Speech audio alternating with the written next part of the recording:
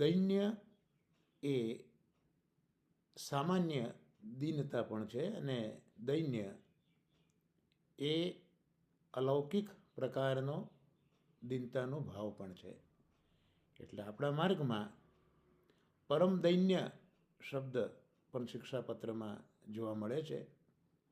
તો પરમ દૈન્ય શબ્દને મહાનુભાવો સમજાવે છે કે પરમ એટલે શ્રેષ્ઠ એવો અહીંયા અર્થ નથી લેવાનો, પણ સમગ્ર વિશ્વમાં પરમ જો કોઈ હોય તો એ માત્ર શ્રી કૃષ્ણ છે. શ્રી કૃષ્ણ જ પરમ છે, એ સિવાય બીજું કોઈ પરમ નથી.